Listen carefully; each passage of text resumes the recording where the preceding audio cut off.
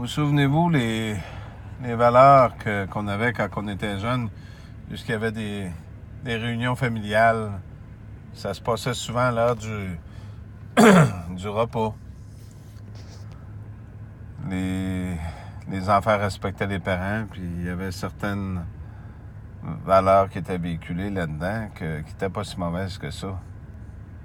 Il y en avait que c'était une fois par semaine quand il y avait un événement. Les valeurs ont changé quand on a cessé de se parler.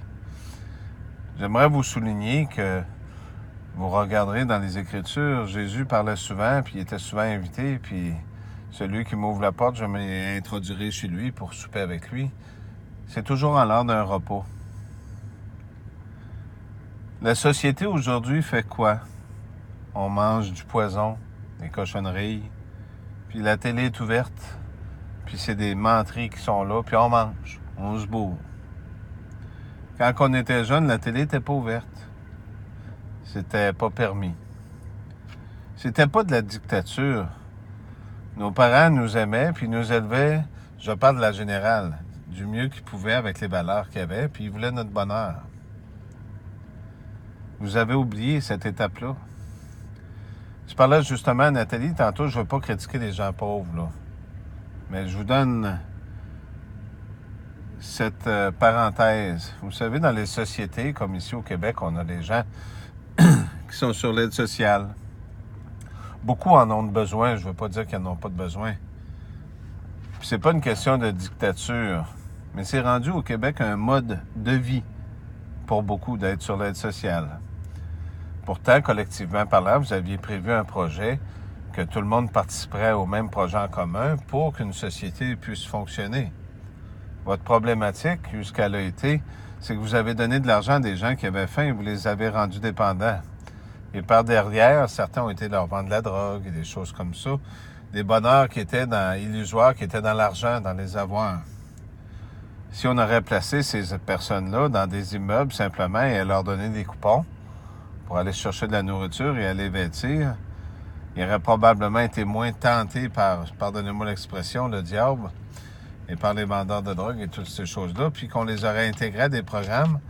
Si vous changeriez cette mentalité-là, je vous garantis que le mois d'après, il y en aurait à peu près de la moitié qui aurait déjà trouvé un job. C'est normal. Vous leur avez montré que le bonheur était dans le bonheur matériel. Et vous les avez rendus dépendants de vous autres. Et comme société, il y a une partie qui est réaliste, qui va comprendre ce que je viens de dire, puis il y en a un autre qui ne comprendra pas. Les valeurs qui étaient montrées dans ce tout jeune âge-là par les religions, ici c'est catholique et ailleurs c'est juif ou toutes les autres, il y a toujours deux parties. Il y a des faux et des vrais, puis il y a ceux-là qui salissent à travers. Il y a des bonnes personnes dans la vie. C'est pas toutes des mauvaises personnes. Il faut en faire des choix de ces personnes-là. Dis-moi avec qui tu te tiens et dis-moi ce que tu manges et je te dirai ce que tu es.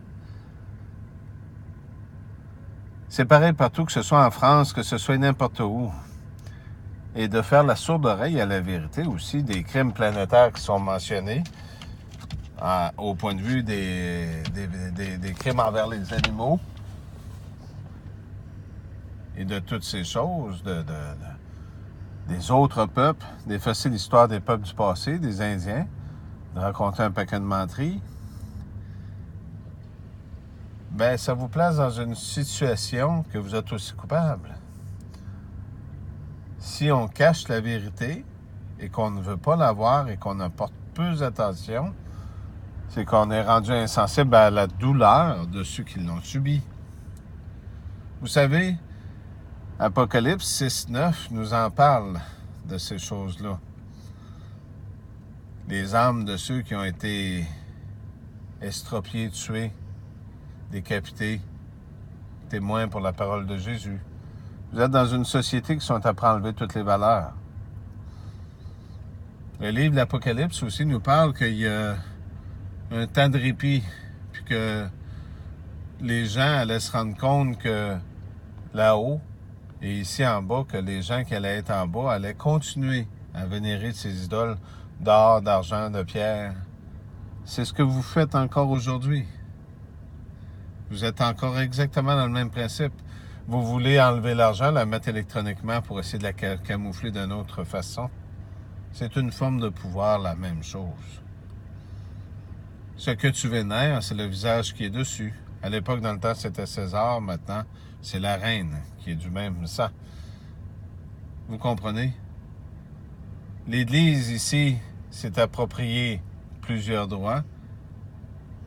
Et par le sang qu'elle s'est permis de prendre, en a porté les fruits. Mais quels sont les fruits? Vous vous êtes comparé à des fruits. La mort d'un peuple n'est pas une victoire. La victoire est l'amour. Vous avez beaucoup oublié beaucoup de choses. C'est triste que toutes ces choses ne soient pas si tant parlées sur Internet et que tout est bloqué. Apprenez à partager ces messages. Vous n'avez pas de besoin de moi. Ouvrez votre cœur et votre esprit et changez ce que vous êtes. Et n'ayez pas peur. La peur n'est que l'illusion. Et si vous vénérez cet argent, j'expliquais à Nathalie tantôt, on a encore le même pattern, on attend toujours après ceux-là qui nous payent, eh bien, nous avons décidé de cesser d'attendre. Nous allons changer notre façon, ça nous fera plus de temps pour prier et pour vous aider. Un peuple de nomades, rappelez-vous, est-ce qu'un peuple de nomades est si mauvais que ça? Vous avez essayé d'enseigner aux Indiens et aux indigènes par le passé, comme vous les nommez, de devenir civilisés. Et quand ils sont devenus civilisés, vous les exterminez.